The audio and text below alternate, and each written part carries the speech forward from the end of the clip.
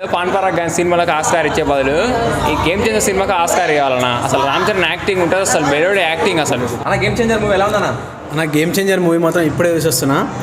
రామ్ చరణ్ కెరీర్లో biggest block buster movie అవుతుంది ఇది.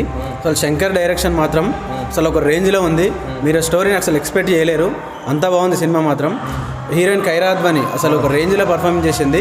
సాంగ్స్ కానీ డ్యాన్స్ కానీ అసలు ఒక చిరంజీవి సాంగ్ ఒకటి యూజ్ చేశారు. ఆ సాంగ్ మాత్రం థియేటర్లో ఎవడు కూర్చోడు, అంత బాగుంది సినిమా మాత్రం. మంచి హిట్ అవుతుంది. బ్రో గేమ్ చేంజర్ మూవీ ఇప్పుడే చూసిన, మూవీ మాత్రం అదిరిపోయింది. ఒక్కొక్క షాట్ ఒక్కొక్కటి అదుర్స్ అంతే. రామ్ చరణ్ యాక్టింగ్ ఒక్క సీన్ ఉంటుంది, హెలికాప్టర్లకించి కత్తి పట్టుకొని వస్తాడు. ఆ సీన్కి ఒక్కొక్కటి విజిల్లే థియేటర్ మొత్తం రెచ్చిపోతుంది అంతే.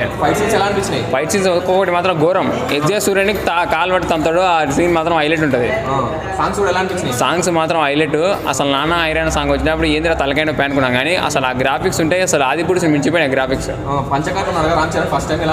రామ్ చరణ్ పంచకట్లో అప్పన్న క్యారెక్టర్ ఉంటుంది, ఫ్లాష్ బ్యాక్ సీన్ వస్తుంది సెకండ్ హాఫ్లో 30 minutes అయిపోయినాక. అసలు ఆ సీన్కి మాత్రం రామ్ చరణ్ యాక్టింగ్ ఉంటుంది, రంగస్థలను మించిపోయింది. రామ్ చరణ్ యాక్టింగ్ దీనిలో డిఫరెంట్గా అనిపిస్తుంది. RRR తర్వాత అసలు మనం గ్రేటెస్ట్ కంబ్యాక్ అనుకోవచ్చు రామ్ చరణ్ది. ఫైట్ సీన్స్ ఎలా అనిపించింది? ఫైట్ సీన్స్ ఒక్కొక్కటి అయితే ఊర మాస్.